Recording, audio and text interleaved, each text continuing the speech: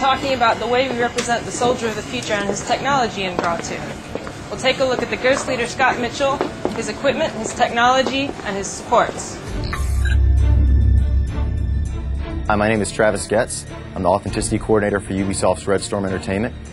Hi, I'm Olivier Doba. I'm the creative director for the single-player version of Ghost Recon Advanced Warfighter 2.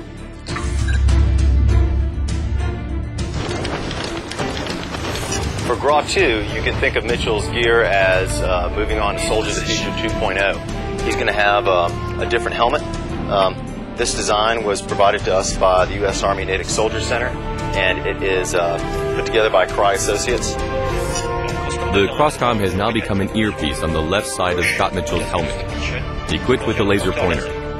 The camera that used to be on the right side of the helmet is now much smaller and integrated into the middle front of the helmet. Another design change that's been made with the Soldier of the Future 2.0 is that we're moving from the sort of standard multicam camo that we had in Ghost Recon Advanced Warfighter onto the new digital ACU camo, which has been adopted by the U.S. Army and is in use in the field today. It's a gray and white pixeled camouflage. The pixels make it much more complex for the brain to analyze, hence the ghosts are a lot harder to detect in any environment, whether it's natural or urban.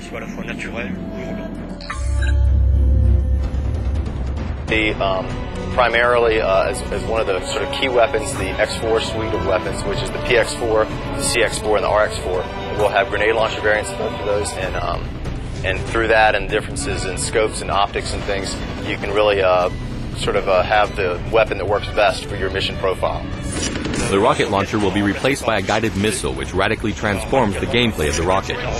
Once the missile is fired, we can continue to guide it. So all that's needed is to modify its aim, to follow a helicopter, for example, to keep the rocket on target.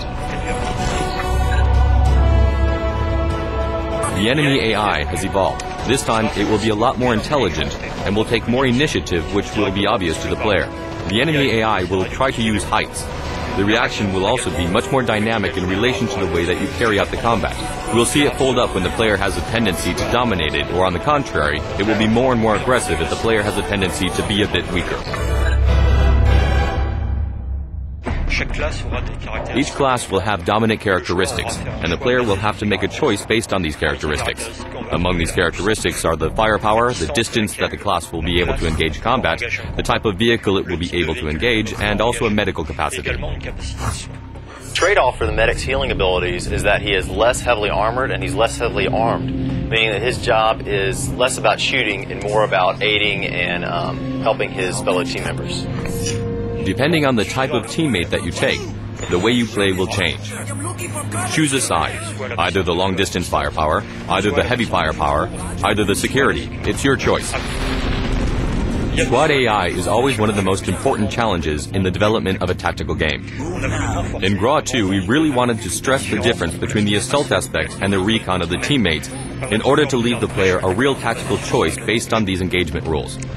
In recon, the teammates are really scouts. In assault, however, it's more shooting. We've tried to copy the way people play in multiplayer mode. They relay a lot of information like, I saw an enemy on the right, I saw an enemy on the left. You'll play in solo mode, and you'll hear the teammates talking to you, and you'll hear them telling you, I count 3 guys to the north. Contact everybody. Contact in the zone. He's all alone. Check that roof over there. Marksman, on him. Cover me! Kill confirmed. In Ghost Recon Advanced Warfighter 2, the crosscom has been advanced to what we call the crosscom 2.0. What's nice about this is that the players can actually command more. For example, if you have an Apache Longbow attack helicopter that's giving you air support during a mission, not only can you see his view in the upper left-hand corner of the screen, you can actually now see that view full screen, and you can control the camera on that Apache and direct his fire and tell him where you would like to have him give you assistance during the mission. With the full-screen command, the drone will become more accessible and a lot more efficient. When we control the drone in this way, we can pilot it to observe the scene from every angle. You'll see every single detail. That's a real transformation to the reconnaissance gameplay compared to the previous game. Ghost Recon Advanced Warfighter 2 features other support elements as well, such as fighter jets, Apache helicopters, and even infantry that play alongside your character's team, such as Mexican loyalists. We've continued the weapons race in GRAW2. This time you can call upon real airstrikes with the planes that pass by, that you'll see, and who'll drop a sheet of bombs right in front of you. The Mule, which is a new support element in Ghost Recon Advanced Warfighter 2, also really benefits from this full-screen Crosscom 2.0 window. Through it, you can tell the Mule where to go. You're basically driving it. You can go ahead and recon areas that you're getting ready to approach during a mission. You can put it ahead to work as a mobile cover for you. All that will be particularly useful in the desert zones where there's a lot less cover than in the city. You'll see special antennae used to spot the most dangerous enemies, which will allow you to make the best decision. And the strategic vision interface will give you more information on the battlefield. That way we'll understand the role that we're playing in the war on a global scale. Here we are at the end of this developer diary. Next time we'll take a look at how we accurately recreated environments in GRAW2 and how they're different from GRAW1.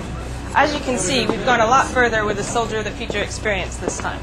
The player will have new equipment, new and more high-tech weapons, new supports, and new drones he can control with the all-new Crosscom 2.0.